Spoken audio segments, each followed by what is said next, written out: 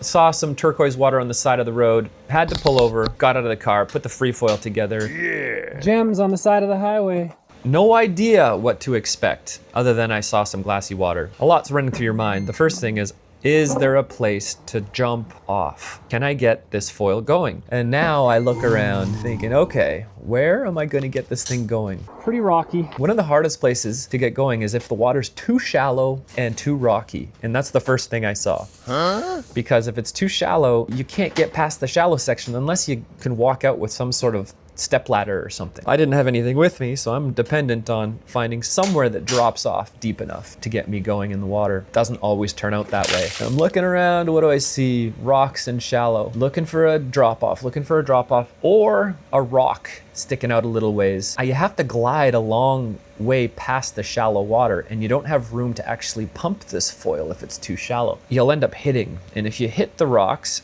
you end up falling in front of the board onto the rocks. If you want a sure thing, get good at identifying a takeoff. You can crash and you don't have to worry about damaging your product, and you don't have to worry about damaging you. You're just falling into water. In a pinch, I take unnecessary chances, but a sure thing is way better than getting cuts and bruises and broken product. It looks like I might have found something here, but this looks like a desperate option. I see lots of rocks around there, and there's literally a tree under the water over there. This is always the funniest part. I need my hands to hold the board, so I have to hold the selfie stick in my mouth. The camera's in my mouth. It makes it look like something ate my face. I didn't have a huge chin to begin with, but this definitely didn't help. I have half a face and a tiny chin. It looks hilarious, but it gives me some hands to work with. You can see I'm a little concerned with this spot. So I can't take any steps here.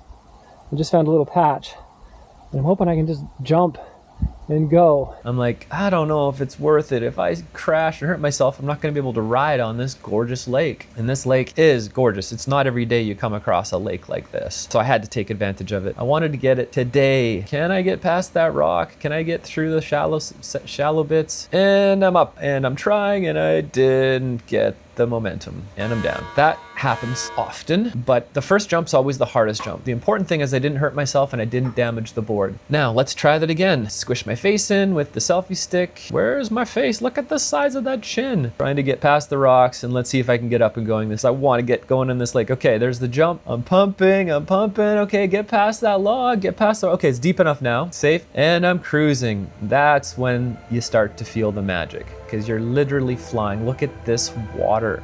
This is such a treat.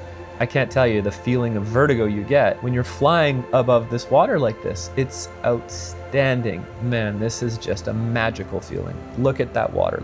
It's just glowing green, crystal clear. On top of that, there's a beautiful mountain range in the background. This is the Marble Canyon. It's gorgeous. Gonna try to cruise out to the, oh yeah. That is one of the things that happens when the water's too clear. You can't tell how high up you are. So you can't tell where the water ends and the air begins. So you end up flying out of the water and crashing. You know what? The water wasn't cold, and just swimming in it, swimming back in it, it's like you're swimming through, liquid gem field. It was just amazing. It was soft, warm enough, and beautiful. And I'm the only one around, besides my family on the shore somewhere. They're playing somewhere, I don't know. But I was doing my own thing.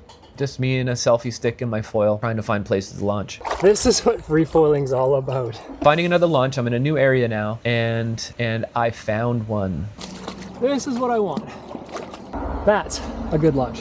And when you find a nice launch, it's a great feeling, because you're not gonna be risking your limbs and your gear. You start to recognize the easy launches. You can differentiate the easy launches from the hard launches. And this was an easy launch, a rock with a drop off, and I can see the bottom. So I know if I fall, I'm not gonna be hitting anything, or hurting myself. And it was it was a little slippery, but I had booties on. The days of requiring a dock are long gone when you have a free foil. Here we go. First try, let's try. Boom, up, caught it, and I'm out. And again, look at this environment. If you live by something like this and you don't have a foil, you might want to consider getting one, because this feeling alone is human-powered flight. Because you just feel like you're meters above the ground. You don't have to go fast on this foil, so you don't have to really hammer on it. You kind of just casually push it along, so you can do it for several minutes at a time. Just having a look. Most of the time I'm just looking down and enjoying the clarity of the water. Like, look how clear, look at that log down there, submerged under the water. It's probably 3 meters down and it's crystal clear, covered in whatever's been growing on it for the last decade. I'm in the middle of this canyon, pumping on this crystal clear lake. It doesn't get better than this. This is free foiling at its finest. And this is a small lake, it's about 4 kilometers long. It has actually some really interesting history. NASA comes to this lake to do research because they have these things called cyanobacteria that has some of the oldest living life forms on Earth. And they come and they bring little submarines here to research it. Taking a breather, trying to find a new launch. Sometimes I stop because sometimes I can pick something up on the mast or the wing and it'll slow me down and I'll feel that. Sometimes I just check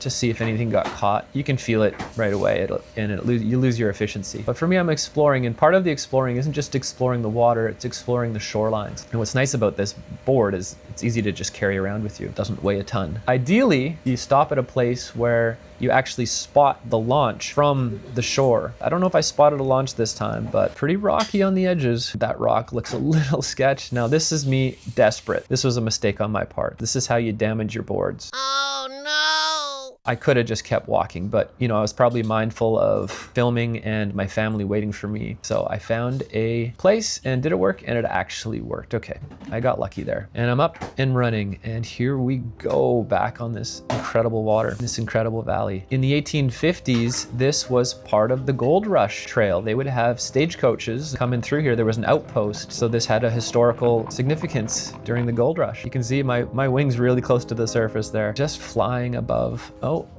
I'm touching down. See, I can't tell how high my board is, so sometimes I'll touch down like that. And so I'm getting used to it. I'm actually learning how to, there I go. I breached because I couldn't tell how high I was. Learning how to ride crystal clear water, which is just another skill set that we're gonna have to figure out. I mean, it's still part of the fun, enjoying the swim back, as long as there's nothing in the water. I have an Instagram commenter saying that there's sharks in this lake. I find that hard to believe. I haven't found any other information about that. We're pretty high up, so maybe it's just a fear tactic. I don't know. At the time, I didn't know that there was a bull shark fear, but if I read that comment before I went out, I might have been thinking about it more. Got booties on, which makes it easier to get out of the water. Sometimes I go barefoot, sometimes I forget my booties. And I don't like riding with booties in times like this where you don't know where you're gonna be taking off and landing.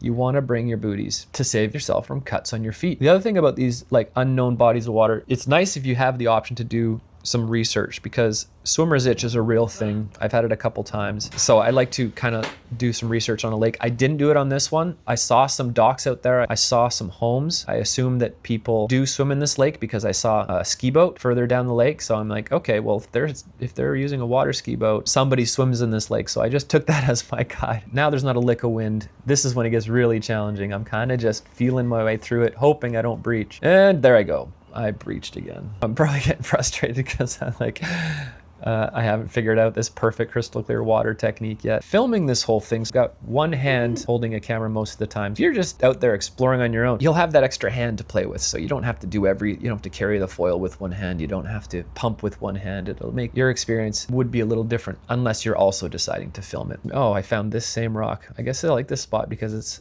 clearer water, but it's not the easiest takeoff. As you can see, I'm just on one wobbly rock, back at it, and I just want to maximize my time in this water. I could have spent days here, but I got other people with me, so we got holiday day. This is what I'm after, these places. And I didn't know at the time, but this is rare. I haven't had anything like this since. There's my son on the edge, probably skipping stones or something. I'm trying to glide through this gorgeousness for as long as I can. There it is. There's the high angle, just to give you a better look around. Look at the magic. Look at that. Oh my gosh, outstanding. Let's see what other fun facts we have about this place. The microbilates, the ancient structures built on cyanobacteria, they're living fossils from Earth's earliest days, and it's right beneath the foil. This is where NASA comes and studies this lake. They dive here to research these microbilates, and apparently they could hold clues to life on Mars. And I'm free foiling in this science lab. So wild. And I mentioned Chimney Rock. It's actually Chimney Rock behind me, and the Aboriginals call it a coyote's penis, and it's a sacred site. This place, it's like a time capsule, ancient life. NASA researches here, sacred landmarks, and it has a history of gold rush. So finding this place and exploring it on my Roam Freefoil is such an unreal experience. I would stay here for days if I could. Do you know what? We almost didn't go. We almost just looked at it and said, that's cool, maybe next time. But I said, there isn't always a next time. I don't want to wait a year to get back here. So I'm so glad that we actually stopped and I put the effort in to actually get down here. It didn't take much, just screwing in a couple screws to get the foil together and walking down the short distance to the water. And I got to experience something I hadn't experienced to this degree before. So worth it. Be a yes man sometimes. Family's waiting, they want to get to Whistler. Hey guys, but we're coming back here.